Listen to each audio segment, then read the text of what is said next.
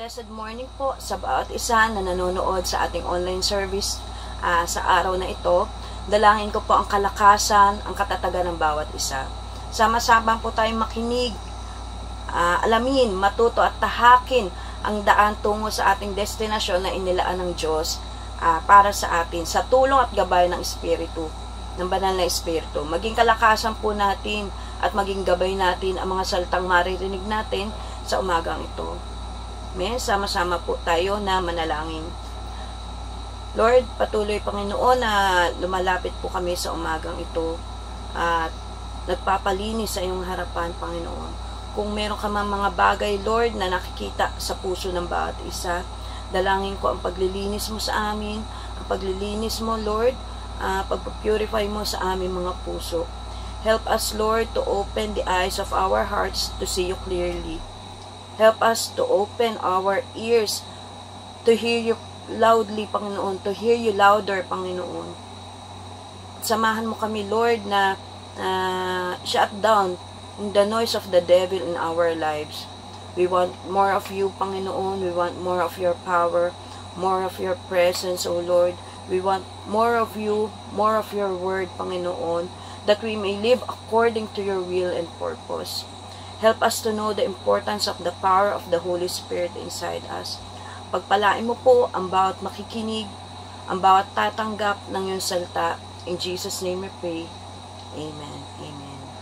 Ang isa-share ko po today is yung power to overcome intimidation. From the manual of the power of the Spirit-filled life. At ang author po nito ay si Pastor Wilbert Butial. Nung narinig ko po ang turong ito noong January 2021, pandemic days. Nung time na hindi pa pala to na i-share, nakita ko to nung umattend kami ng seminar sa TCTL. Tapos nakita ko yung maraming manual na binibenta ni Pastor Wilbert. Nung makita ko, na-attract ako dun sa title ng manual na to, The Power of the Spirit-Filled Life. Kaya hindi na ako nagdalawang isip na mag-purchase ng manual na to. At tunay nga na napakabuti ng Panginoon dahil patuloy na tinuturuan niya tayo upang alamin para malaman yung kapangyarihan ng banal na Espiritu sa ating buhay. At napakaganda po ng manual na to. At matatandaan po natin na inumpisahan ni Brother James yung pagbabahagi ng The Power of the Spirit-Filled Life nitong nakaraang March. Dito makikita natin ang kahalagahan ng banal na Espiritu sa buhay ng bawat mananampalataya. Tinalakay niya rin po yung different levels of experience with the Holy Spirit, yung 3 kinds of fruits. Ano po ba yung 3 kinds of fruits? Ito po yung fruit of good works, fruit of the Spirit, and yung fruit of soul winning. Sabi ko nga po, maraming mananampalataya ang nakakagawa ng 2 bunga, yung good works and fruit of the Spirit. Pero fruitless sa pangatlo, yung soul winning. Bakit nga po ba? Pastor Wilbert said, the coming of the Holy Spirit in the life of the believers is the key to fruitfulness. Amen? Na-share din po sa atin kung paano natin marireceive yung Holy Spirit. Kung paano tayo mapupuspos ng banal na Espiritu. What the power of God can do to us. Then yung the power to become His witness, the outpouring of the Holy Spirit, Christ's commission to every witness. Tinalakay po ito na i-share po nito sa atin ni Pastora Susan. Hanggang last week, wala lang po tayong recording dahil doon lang po tayo sa maliit na lugar na nakapag-celebrate ng Sunday service natin. Itinuro sa atin kung paano tayo magiging epektibo, kung paano tayo magiging effective witnesses of God. People need to hear a testimony. At yung last Sunday is yung power to attract people. Ayun yung last na tinuro ni Pastora Susan.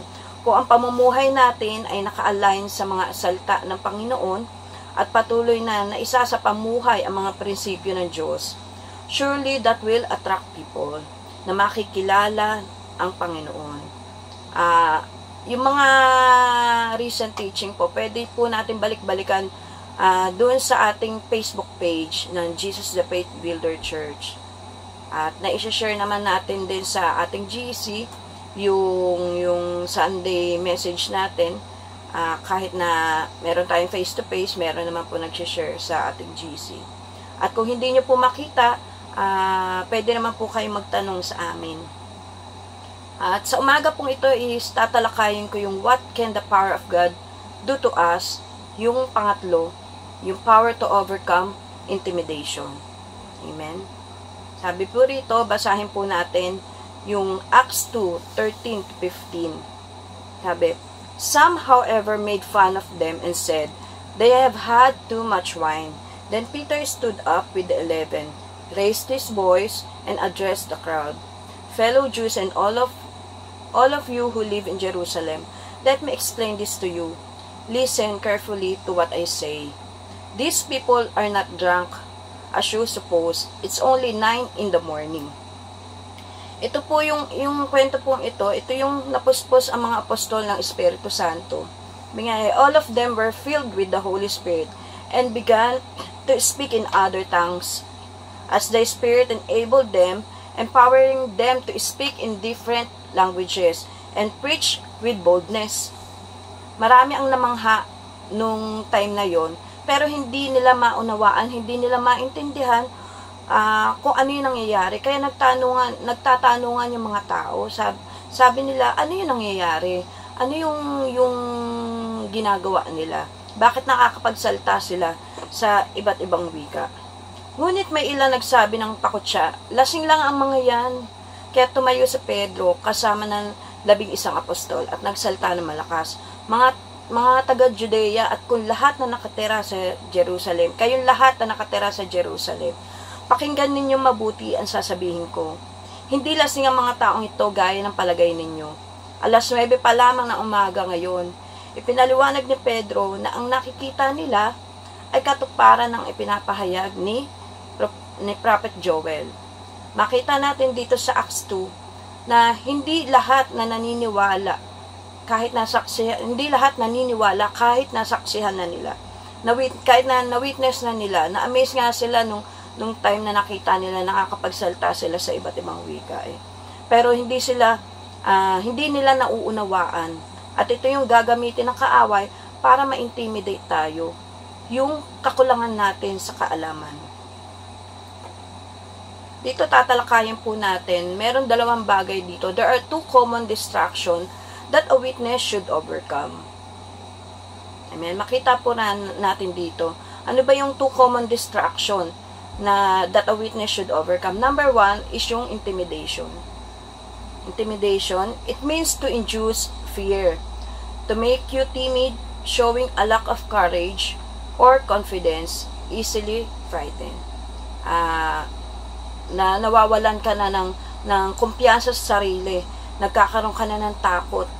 Kumbaga, naduduwag ka na maipahayag ang salta ng Panginoon. Intimidation, isa ito sa mga rason kaya ang iba sa atin ay fruitless sa soul winning. Intimidation, isa sa dahilan kung bakit ang iba sa atin ay fruitless. Takot tayong humayo.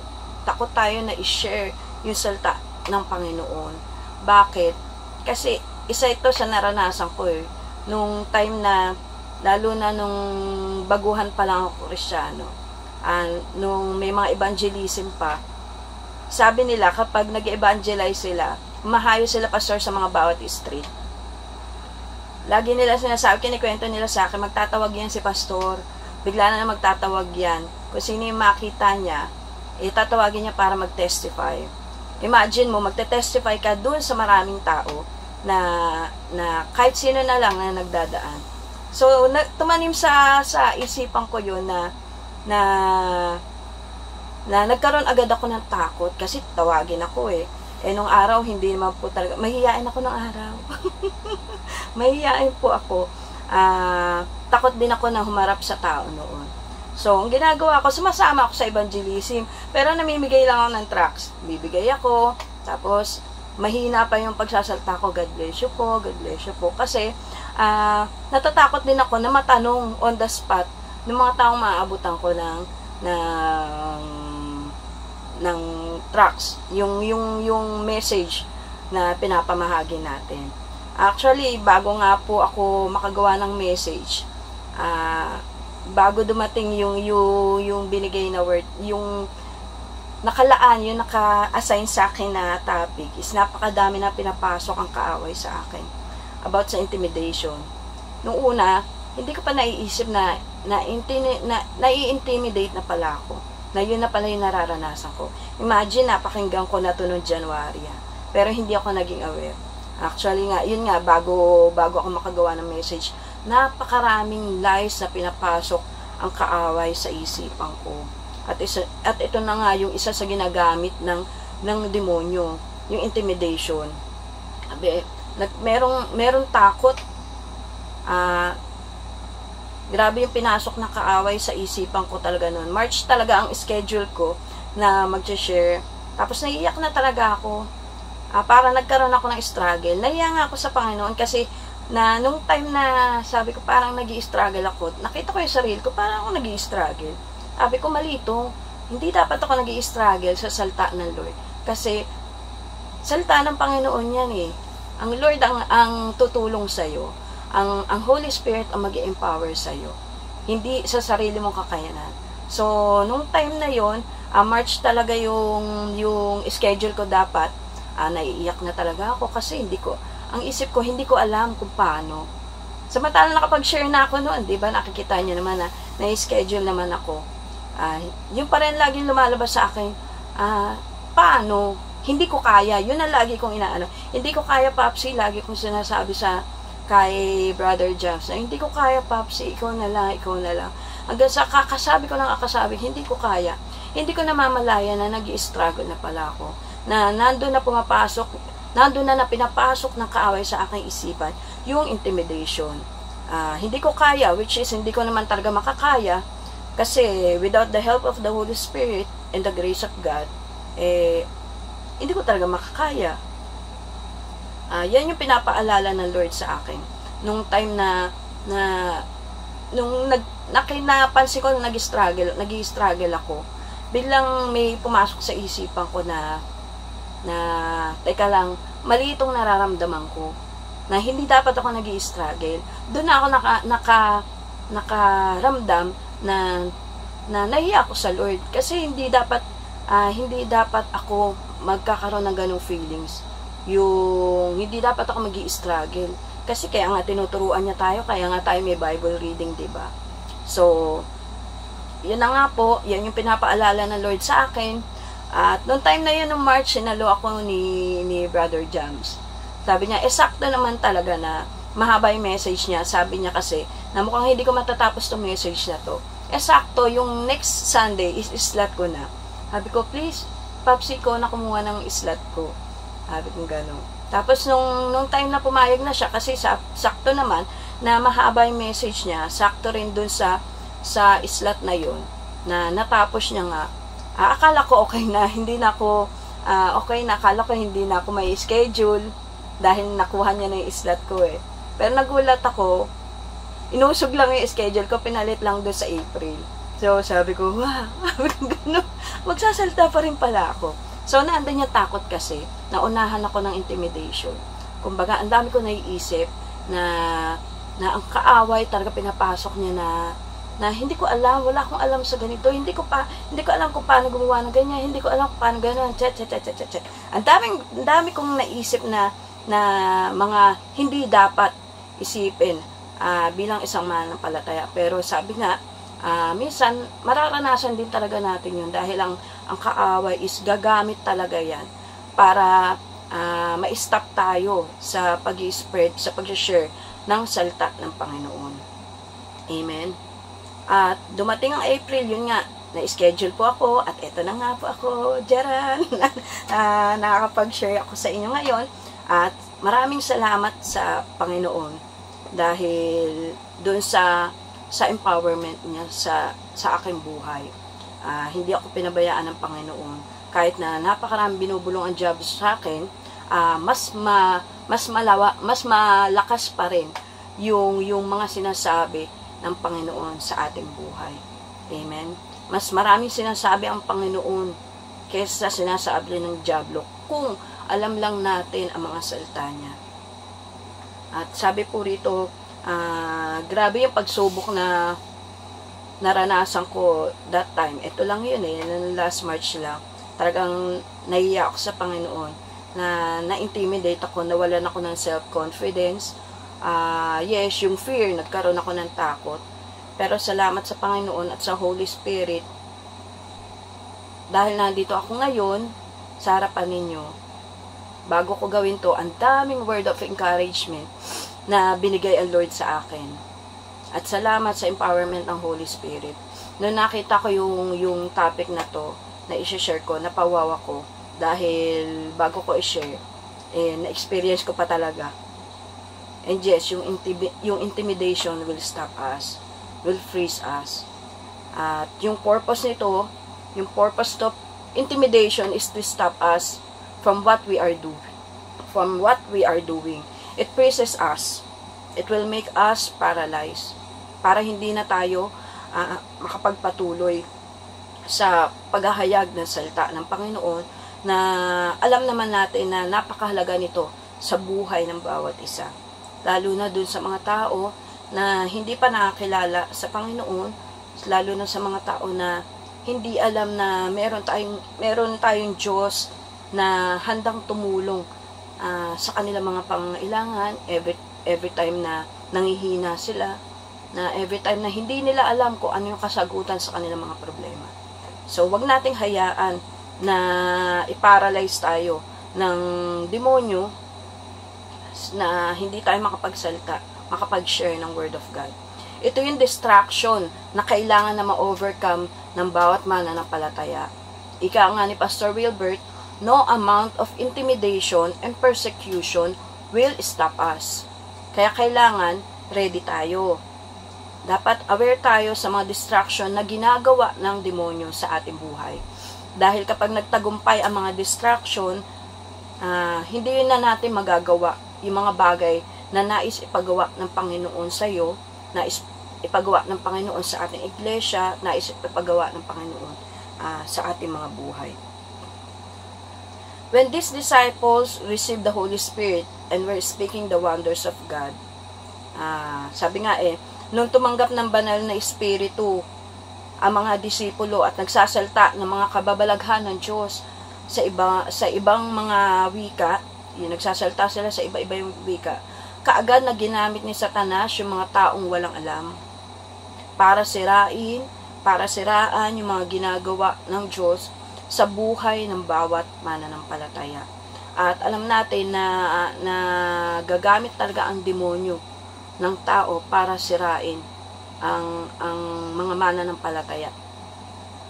At yung mga tao na gustong magpatuloy na sumunod sa Panginoon, patuloy na hihilahin ng demonyo yan para hindi niya makuha, hindi siya makarating doon sa, hindi niya makamit yung plano na nakalaan, na inilaan ng Lord sa kanya. Amen. At dito, an example din po rito, si Nehemiah. When Nehemiah started to build the wall, Tobias and Sanballat, prophetess Noadiah, and other prophets intimidate him to stop the work.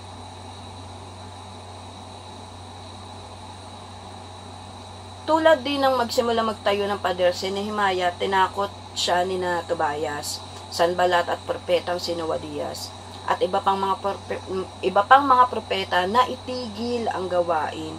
Imagine mo yung mga higher position pa itong mga to na ginagamit ng demonyo. Makita natin yung katatagan at yung pananampalataya ni Nehemiah sa harap ng paghihirap. Sobra siya nalungkot nung nabalitaan niya na yung pader ng Jerusalem is gumuho, kaya yung lungsod ay naging mahina. Pero humingi siya ng pahintulot sa hari na bumalik sa Jerusalem at muling itayo ang mga pader. At sa kabila ng paghaharap sa mga kaaway tulad nila Sanballat at Tobias, nakinot siya at pinagbantaan sila, nagtiyaga pa rin si Nehemiah at ang mga tao nito, at sa huli is natapos din nila yung pader sa loob ng 52 days. Hindi nagpatinag si Nehemiah, maging yung mga kasamahan nito, sa pagtayo, sa pagbuild muli ng wall. So, every time na, sabi rito sa Nehemiah 6:14, remember Tobiah and Sanballat, my God, because of what they have done. Remember also the prophet Noadiah and how she and the rest of the prophets have been trying to intimidate me. So, every time na mag-try tayong ipahayag ang salita ng Panginoon, lagi nating tandaan na merong ginagamit ang demonyo to intimidate us, to intimidate you. Gagamit siya ng mga tao, even sa loob ng iglesia, even sa loob ng church. Gagamit siya ng tao to intimidate you, to stop you, to preach you, to instill fear inside of you.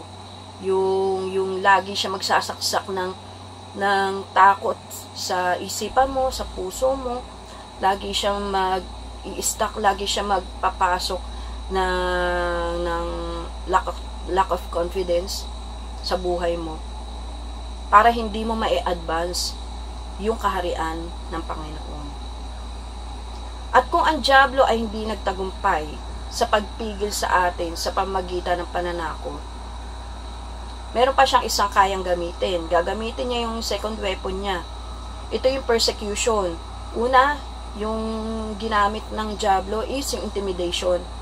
Pangalawa, kapag hindi siya nagtagumpay doon sa intimidation na weapon na ginamit niya, is gagamitin niya naman yung persecution. Dito, in the Bible, persecution refers to any kind of suffering or mistreatment experienced by someone due to their faith, beliefs, or action aligned with God's will. It can manifest in various forms, from physical violence and imprisonment to social rejection, slander, and even death. Even our emotions, kayang saktan nito. The Bible emphasizes that persecution is a natural consequence of following Jesus, and is often seen as a badge of honor for those who remain faithful. Sabi nga, binibigyan din ng Biblia na ang pag-uusig daw ay likas na bunga ng pagsunod kay Jesus, at madalas tinuturi ng isang tanda ng karangalan para sa nananatiling tapat hanggang wakas. Kaakibat na nito yung persecution, at sinasamantala na gamitin ng demonyo yung persecution para pigilan ka na maipahayag kung ano yung mga salita na ibinibigay ng Panginoon sa iyong buhay, at para ihayag sa mga tao na nangangailangan ng kanyang salita. Makita natin dito na God allowed persecution, pero kung hindi tayo magiging handa, hindi tayo magiging aware, wala tayong kaalaman, at hindi natin mauunawaan ang mga salita ng Diyos at yung nais ipagawa ng Diyos sa atin, ay mahihirapan tayong umusad. Mahihirapan tayong magawa yung Great Commission, yung mandate natin. Dito po sa Acts 8:1, and Saul was there, giving approval to his death. On that day, a great persecution broke out against the church of Jerusalem, and all except the apostles were scattered throughout Judea and Samaria. Dito po pinapakita kung sino-sino yung ginagamit ng demonyo, kung sino-sino yung mga tao na gustong intimidate at persecute ng demonyo. In the Bible, ang tinutukoy dito sa Acts 1:8 is si Stephen. The Bible, Stephen was the first Christian martyr. He was a deacon in the early church. Sabi nga na he was a deacon in the early church na dinala sa harap ng Sanhedrin, a Jewish religious court, for preaching about Jesus. Isang relihiyosong hukuman ng mga Hudyo na inakusahan siya ng kalapastanganan or yung blasphemy at iba pang mga krimen. Siya ay, alam naman natin na siya ay pinagbabato hanggang siya ay mamatay. After a bold defense of his faith. Grabe yung naranasan ni Stephen. Ang kanyang huling mga salta ay isang panalangin para sa kanyang mga umaatake, na inuulit ang mga salta ni Jesus sa krus. Amen? Makita natin yung katatagan na even si Stephen hindi siya nagpatinag kahit na pinersecute na siya ng mga tao.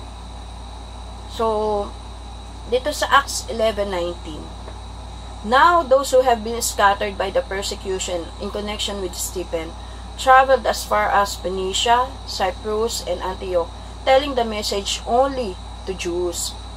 Sabi, why does God allow persecution? Bakit ba pinapayagan ng Panginoon yung pag-uusig? Sabi dito, in Jerusalem church, because they are not functioning and not fulfilling His mandate to be a witness of God. Sinabihan na sila ng Panginoon na magiging witness sila eh. At kung hindi sila kikilos, pahihintulutan ng Diyos yung intense persecution. The Bible teaches that persecution can be a test of faith, na nagpapakita ng tunay na prioridad at katapatan ng isang tao sa Diyos. At sa kabila ng pasakit at paghihirap, sinasabi ng Biblia, ang mga gantimpala para sa mga nagtitiis sa kabila ng mga pag-uusig, kasama na ang mga pagpapala at isang lugar sa kaharian ng Diyos, which is yung eternal life. In Matthew 5:10-12, hindi ko po alam kung kasama po ito, pero basahin ko po. Pinagpala ang mga inuusig. Matthew 5:10-12, pinagpapala ang mga inuusig na dahil sa kanilang pagsunod sa kalooban ng Diyos, sapagkat kabilang sila sa kaharian ng langit. Pinagpala ang mga nilalait at inuusig ng mga tao at pinaparatangan ng lahat ng uri na kasamaan, na pawang kasinungalingan ng dahil sa akin. Magsaya kayo at magalak, sapagkat malaki ang inyong gantimpala sa langit. Alalahanin ninyong inusig din ang mga propetang nauna sa inyo. Amen? Sabi rito, persecution ay maaari nating maging kasangkapan para sa paglago at pagpapalakas ng pananampalataya. Kung ang demonyo ginamit yung persecution, tayo kaya rin natin gamitin yun in a positive way. Na sabi nga maaari natin maging kasangkapan para sa paglago at pagpapalakas ng pananampalataya na maglilid sa atin to a greater intimacy with Christ at isang mas malalim na pag-unawa sa kanyang kapangyarihan. Amen? Sabi nga, tulad ni Saul, di ba po, kung natatandaan nyo si Saul, later known as Paul, initially persecuted the early church by arresting and imprisoning believers. Mababasa natin yan sa Acts 8:1-3 at sa Acts 9:1-2. Even Saul ginamit ng demonyo. Naging kasangkapan siya to intimidate and persecute the believers of Christ. Nung siya pa ay si Saul. Nagpunta pa siya doon, 'di ba, nung time na na-share ko rin 'to. Nagpunta pa siya at nababasa naman din natin 'to, no, nagpunta pa si Saul sa mga bahay-bahay, 'di ba? Kinaladkad niya yung mga tao palabas at itinapon niya sa bilangguan yung mga tao na tagasunod ni Jesus. Ang pag-uusig na ito ay humantong sa malawakang pagkalat ng mga mananampalataya sa labas ng Jerusalem. At ang mga apostol ay nanatili sa lungsod, pero mas makapangyarihan ang Panginoon. Dahil sa big transformation na nangyari sa buhay ni Saul. Despite these trials, Saul became named Paul, nung na-transform siya from Saul, ngayon is tinawag na siyang Pablo. Paul remained steadfast in his faith and continued to preach the gospel even in the face of persecution. Makita natin dito, kayang gamitin ng Panginoon. Kahit yung pinakamalupit na tao, yung kahit sino kayang gamitin ng Panginoon. Kahit sino kang kaya kang gamitin ng Panginoon. Kapag ninais ng Lord na gamitin ka, kapag tinawag ka ng Panginoon, kahit ano ka pa sa harapan niya, kahit ano pa yung past na nangyari sa'yo, kayang-kaya kang gamitin ng Panginoon para sa katuparan ng kanyang mga pangako, sa kanyang mga katuparan ng kanyang mga plano. Makikita natin dito yung mga halimbawa ng pag-uusig sa Bible. Yun ang pagbato kay Esteban do sa Acts 7. at yung pagkakakulong ni na Pablo at Silas do sa Acts 16, at yung pagdurusa at paghihirap mismo ni Jesus. 'Di ba? Makita natin yung pinagdaanan ng ating Panginoong Hesukristo, kahit siya hindi exempted sa persecution.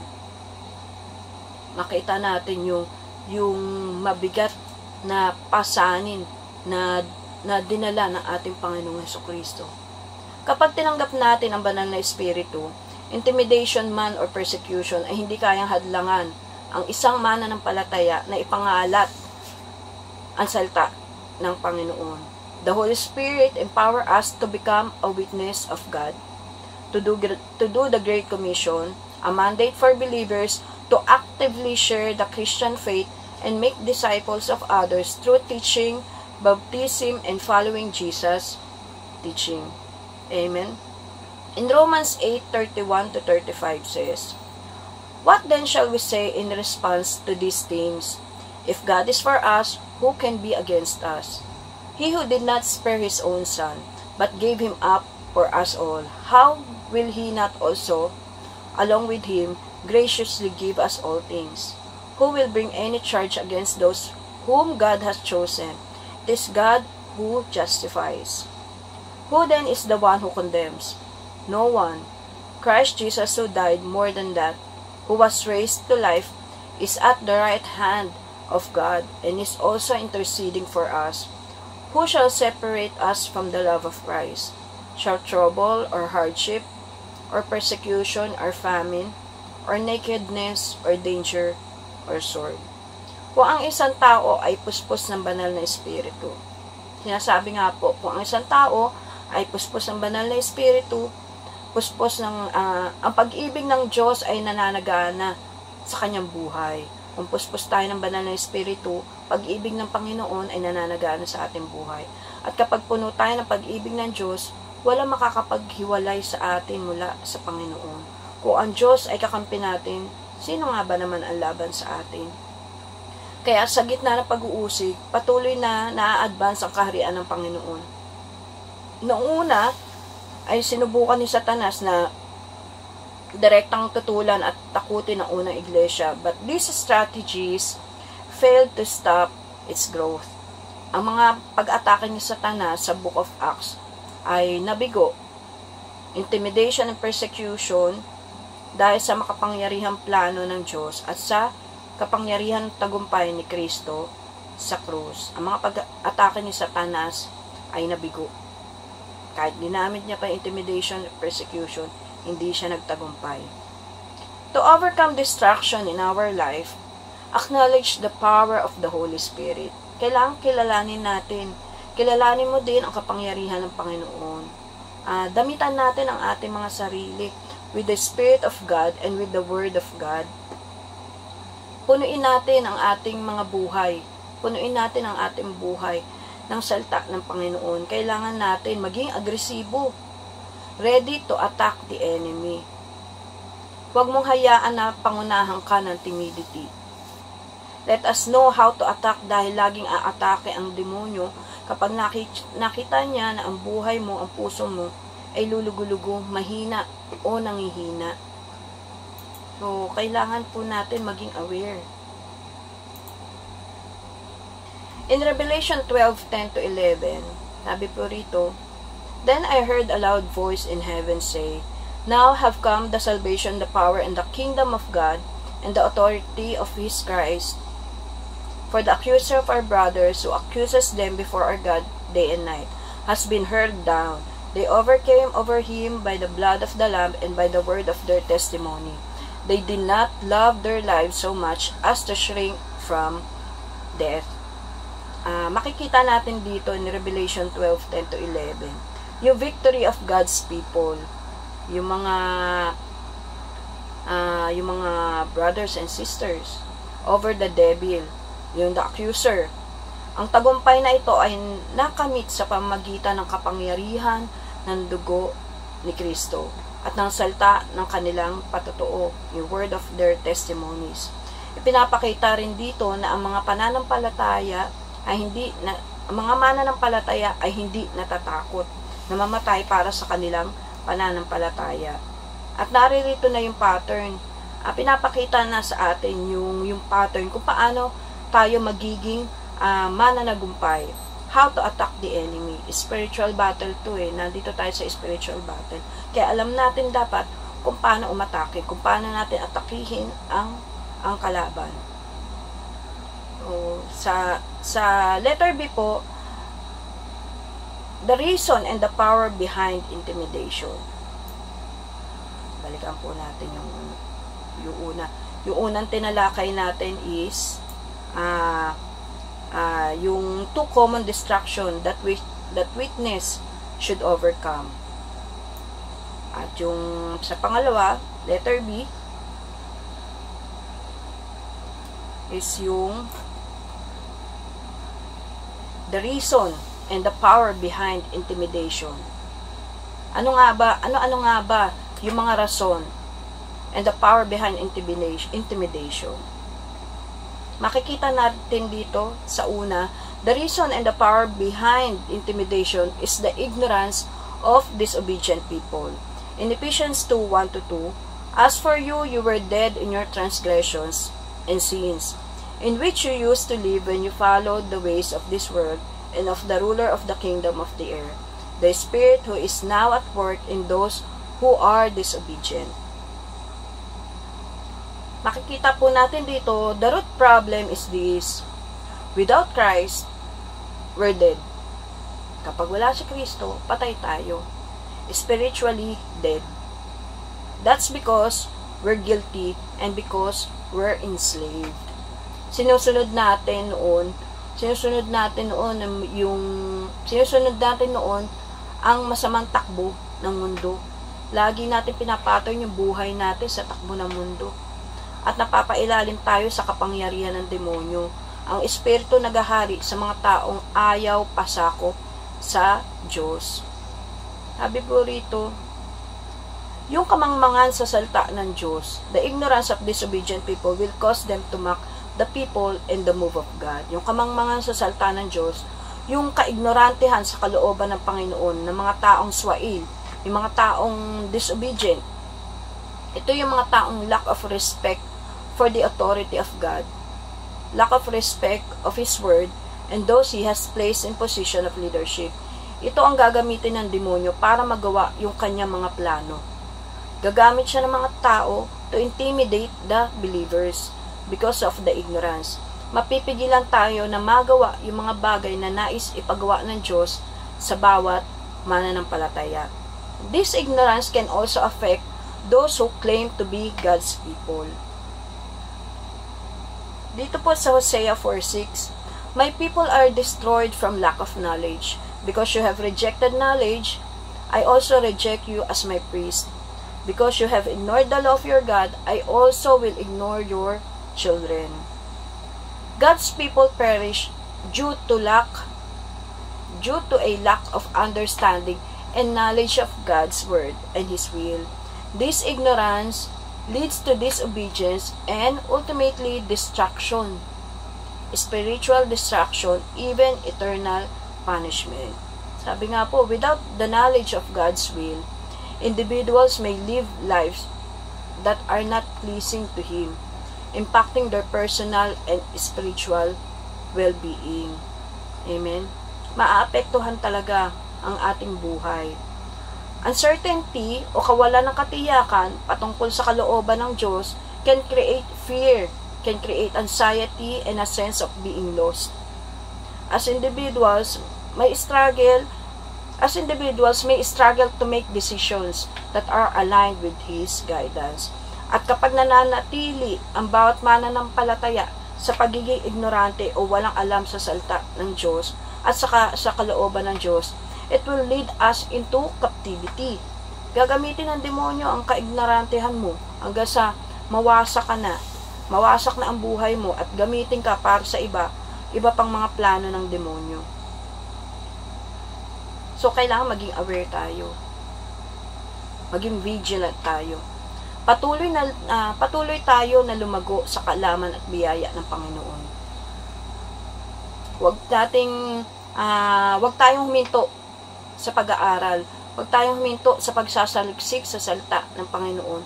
At huwag tayong huminto sa pagsasaliksik sa kanyang kalooban. Kamusta na po ba ang ating kalalagayan sa harapan ng Panginoon? Nagpapatuloy pa po ba tayo sa paglago sa kaalaman ng salita ng Panginoon? Inaalam pa ba natin yung nais ng Diyos na mangyari sa ating mga buhay? Kamusta na po yung relasyon mo sa Panginoon? Kamusta yung relasyon nyo ng Panginoon?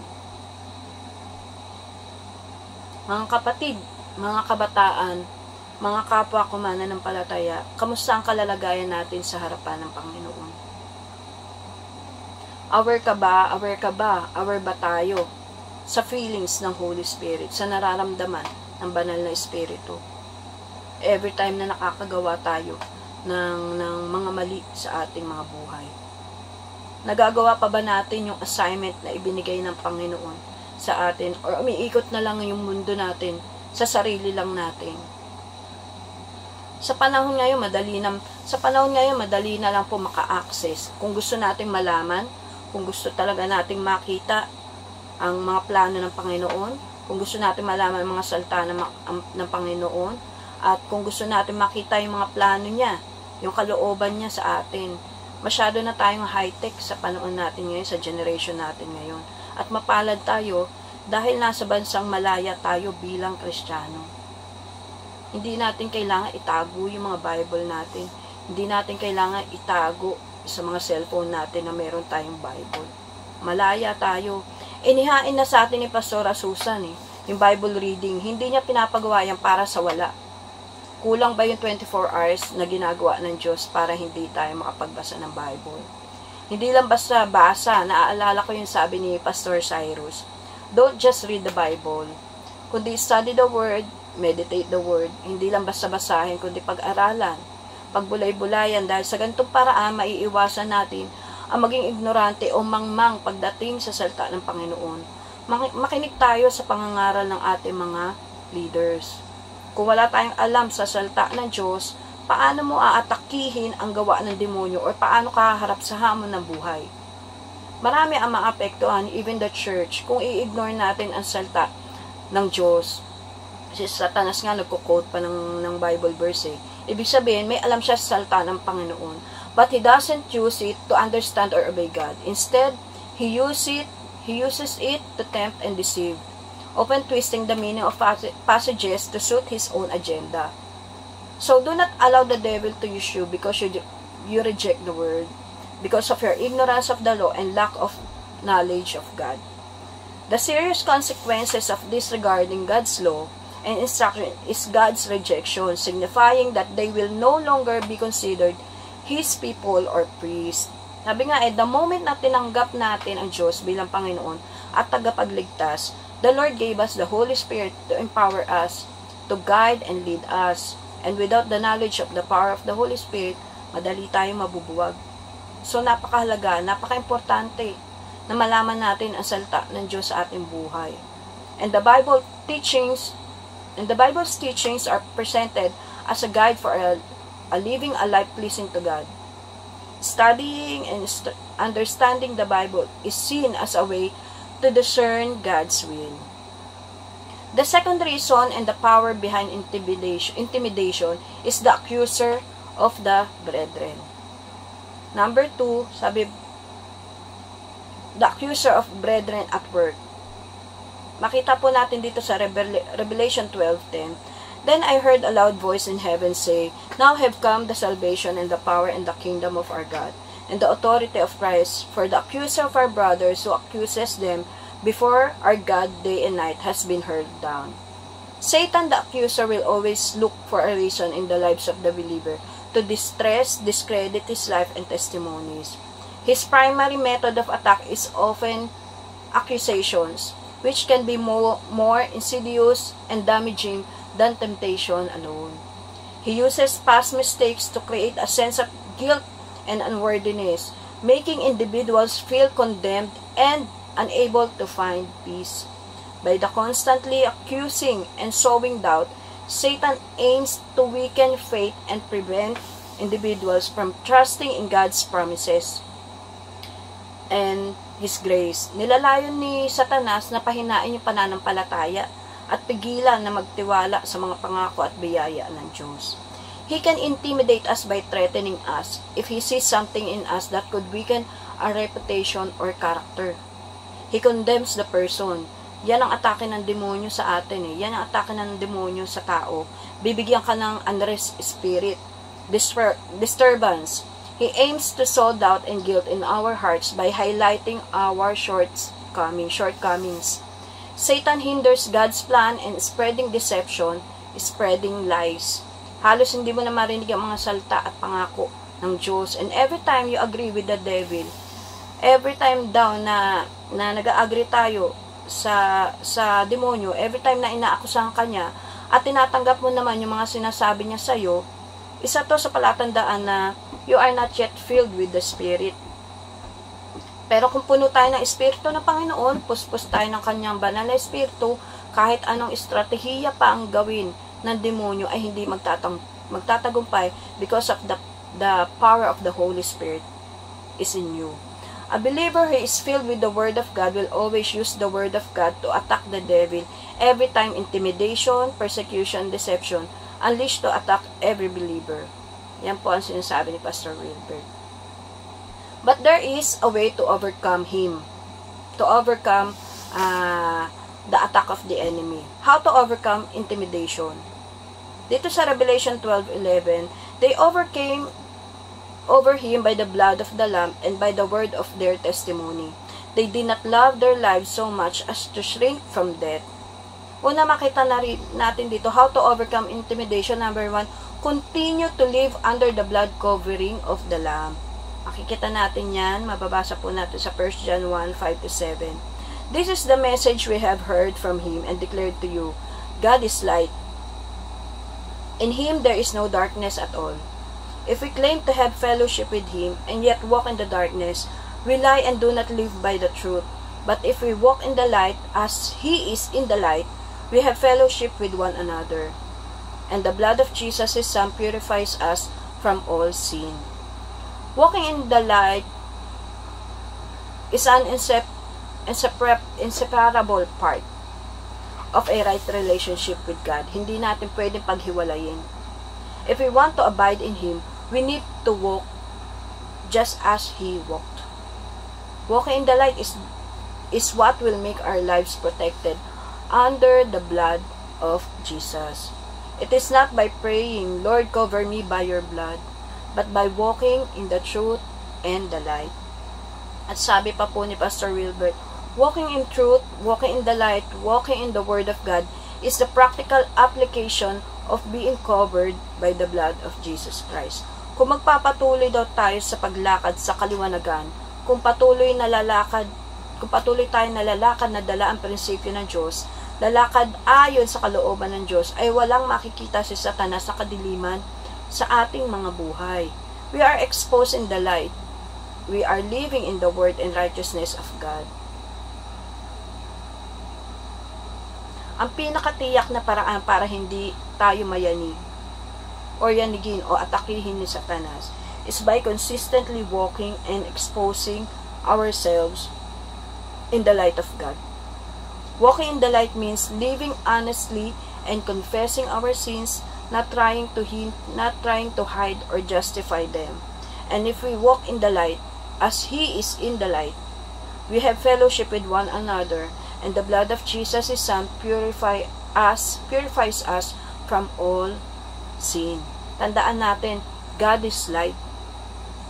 Meaning, He is holy. He is pure and perfect. There is no darkness or sin in Him. And if the devil will not see any darkness in us, we will be like Peter, standing firm on his conviction, no matter what the cost will be. Pinapakita sa Bible yung unwavering conviction ni Pedro. Lalo na yung katatagan niya, yung steadfastness sa harap ng kahirapan at sa kanyang katapatan sa kanyang paniniwala. He is known for his initial hesitation and later his bold declaration. He is known for initial hesitation. and later his bold declaration of faith after being powered by the Holy Spirit. Siya ay nanindigan ng matatag sa kanyang mga paniniwala by resisting the devil, by staying vigilant and trusting in God's grace. Binigyan din ni Pedro yung kahalagahan ng pagtitiwala sa biyaya ng Diyos na nagbibigay kapangyarihan sa mga mananampalataya na manatiling matatag sa kanilang pananampalataya kahit sa harap ng paghihirap. Amen? Nakita natin kung gaano katatag si Pedro, yung conviction niya, unwavering conviction ni Pedro. Sabi rito, una, how to overcome intimidation, continue to live under the blood covering of the Lamb. Pangalawa po, is continue to speak the word of your testimony. A true witness has a testimony to tell. He will consistently speak of it so that people will hear it. Testimony is a fresh statement. Lagi may ginagawa ang Panginoon sa bawat mananampalataya.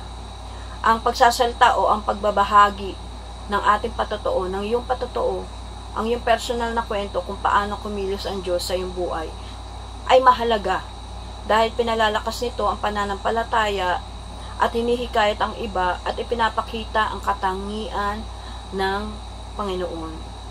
Sharing your testimony can provide others with hope and encouragement or a different perspective.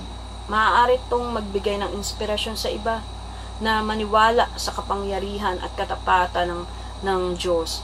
And it gives others a glimpse kung paano maaaring baguhin ng Diyos ang kanilang mga buhay.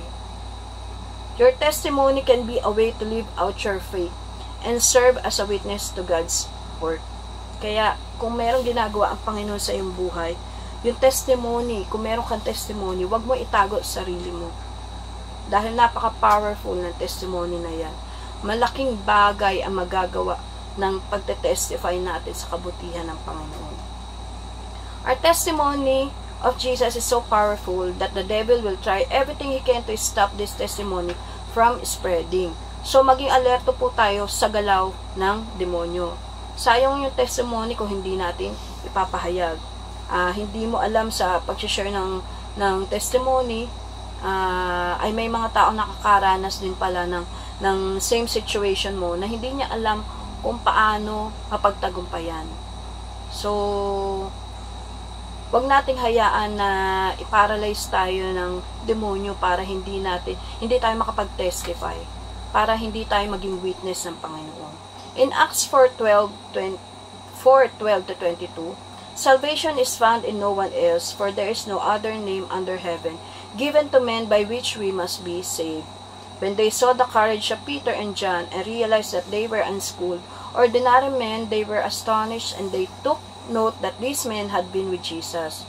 But since they could see the man who had been healed standing there with them, there was nothing they could say.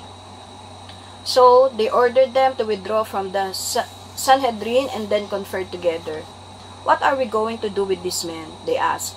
Everybody living in Jerusalem knows they have done an outstanding miracle, and we cannot deny it. But to stop this thing from spreading any further among the people, we must warn these men to speak no longer to anyone in this name. Then they called them in again and commanded them not to speak or teach at all in the name of Jesus. But Peter and John replied, "Judge for yourselves whether it is right in God's sight to obey you rather than God. For we cannot help speaking about what we have seen and heard." After further threats, they let them go. They could not decide how to punish them because all the people were praising God for what had happened, for the man who was miraculously healed was over 40 years old. Yung Sanhedrin ay nabagabag ng lumalaking katanyagan, nabagabag sa lumalaking katanyagan ni Jesus at ng kanyang mga tagasunod. Nauna nilang kinundina si Jesus noon at ngayon ay naharap sila sa katotohanan ng kanyang pagkabuhay na muli at sa malawakang effect ng kanyang mensahe. Tinangka din ng Sanhedrin na kontrolin yung pagpapalaganap ng ebanghelyo sa pamagitan ng pagbabawal kina Pedro at Juan na mangaral sa na mangaral sa pangalan ni Jesus. This is a veiled truth dahil umaasa sila na mapipigilan ang mga apostol o kung sila ay sumuway upang makahanap ng mga dahilan para sa karagdagang kaparusahan. Pero wala sila nakita. Sina Pedro at Juan sa kabila ng pag-aresto at pagbabanta sa kanila ay buong tapang na muling pinagtibay ang kanilang katapatan kay Jesus at tumangging tumigil sa pangaral sa kanyang pangalan. Sinabi nila na ang kaligtasan ay hindi matatagpuan sa sino man, na binibigyan diin na si Jesus lamang ang pinagmumula ng kaligtasan at otoridad. Mahigpit nila sinasabi na hindi sila maaaring manahimik, kundi sa mga himala ng kanila nasaksihan at sa katotohanang natutunan nila. Despite the threats, the early church continues to grow in number and influence and pray boldness in sharing the gospel. Hindi sila nagpatinag. They become unstoppable. Nakakaisa sila sa kanilang pananampalataya at katapatan nila sa Panginoong Jesus. So, do not be afraid, because if we will continue to speak this testimony, the Witness Protection Program of the Kingdom of God is available to us. Amen. Tandaan natin ang sinasabi ng Biblia, if God is for us, who can be against us? And no weapon formed against us shall prosper. No accusation against us will succeed. At sabi nga po ni Pastor Wilbert, nothing more powerful than a witness testifying of his experience. Peter's boldness to speak of what is happening and refuting the mocker's false claim is an evidence of the power of God working mightily in their lives. And last po, how to overcome intimidation. Una, ano po ba yung paano nga ba natin ma-overcome yung how to overcome intimidation? By continuing to live under the blood covering of the Lamb. Number 2, by speaking, sharing the word of your testimony. At yung pangatlo po, to continue to love natural lives. Continue to love natural life so you cannot fear death. Sabi po rito sa Matthew 10:39, whoever find his life will lose it. And whoever loses his life for my sake will find it. Sa Luke 17:33, whoever tries to keep his life will lose it, and whoever loses his life will preserve it. When we love our lives more than God and His cause, we will easily intimidated and will stop us from pursuing His kingdom. But if we will learn to love God, it will remove us from the fear of death that normally hinders us from witnessing to others.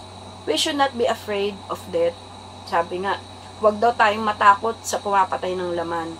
Matakot daw tayo, be afraid of Him who kills both spirit and soul. When we love our lives more than God and His cause, we will be easily intimidated and stop us from pursuing His kingdom. But if we learn to love God, it removes from us the fear of death that normally hinders us from witnessing to others. Dito po sa John 6:39-40, and this is the will of Him who sent me, that I shall lose none of all those He has given me, but raise them up at the last day. For my Father's will is that everyone who looks to the Son and believes in Him shall have eternal life, and I will raise him up at the last days. Amen. Let us continue to stand with those who faithfully witness for Christ, so that together we will continue to receive the power to overcome intimidation from the people. At makita natin dito na kailangan natin magpatuloy. Huwag nating hayaan na hadlangan tayo ng demonyo para hindi natin maiahayag yung kadakilaan ng Panginoon. Amen? Tandaan natin na kailangan natin ng knowledge of God. Kailangan alam natin ang salita ng Panginoon. Kasi kung wala tayong alam, wala, ibabalik lang sa atin ng demonyo ang lahat ng nais na gawin niyang plano sa buhay mo. So, don't allow the devil to destroy your life. Do not allow the devil to destroy you. to destroy your family. Do not allow the devil to destroy your church, to destroy your leaders. At do not allow the devil to destroy lalo na yung mga tao na hindi pa nakakilala sa Panginoon. Huwag nating hayaan na gumamit ang dyablo para sa katuparan ng kanyang mga plano. Amen?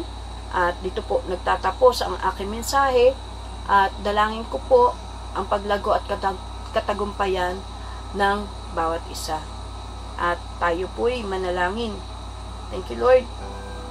Father God, we thank you for the word na ibinibigay niyo po sa amin for this day. Sa mga salta na ibinigay niyo sa amin, kung saan tinuturo niyo sa amin kung ano yung magagawa ng iyong kapangyarihan sa aming mga buhay, and how to overcome the power of intimidation. At lagi namin makita ang kahalagahan ng pagsunod sa iyong kalooban. Tulungan mo po kami na iyong mga anak na ma-expose ang aming mga buhay sa iyong kaliwanagan, Panginoon, at magpatuloy sa paglakad sa tulong at gabay ng Espiritu Santo. And we thank you, Holy Spirit, for empowering us to do the Great Commission. Lead us the way, Lord. Dalangin ko ang patuloy na pagkilos mo sa buhay ng bawat mananampalataya. At maging epektibo kami mga anak mo, Panginoon, in testifying of your great love and faithfulness. More testimony of your greatness, Lord. Marami pong salamat sa iyong kabutihan. Gamitin mo ang aming mga buhay to spread your word. Salamat sa iyong mga pangako, Panginoon, na lagi naming pangahawakan. Even sa aming mga pagbibigay, salamat, Panginoon, sa iyong pagpapala. Salamat dahil nakakakain pa kami sa bawat araw. Nakakain pa kami sa buong maghapon. Salamat dahil napupunan ang aming mga pangangailangan, Panginoon. Sapat ang iyong biyaya upang makapagpatuloy kami sa buhay. We are grateful to have you in our lives, Panginoon. Salamat sa iyong kabutihan, Lord, sa buhay ng bawat isa. Dahil kung wala ka sa aming buhay, Panginoon, mananatili kaming talunan, mananatili kami sa kadiliman. Salamat, O Diyos, at pagpalain mo ng siksik, liglig at nag-uumapaw ang bawat magkakaloob at magbibigay sa iyong iglesia. Pagpalain mo ang gawa ng mga kamay ng iyong mga anak. Nawa, lumago pa kami, lumalim pa ang aming kaalaman sa iyong salta, magamit ang aming mga talento, abilidad upang maparangalan ka. Salamat sa divine protection and divine immunity of your people. In Jesus' name we pray. Amen, amen, and amen. Maraming salamat po at pagpalain po ang bawat isa.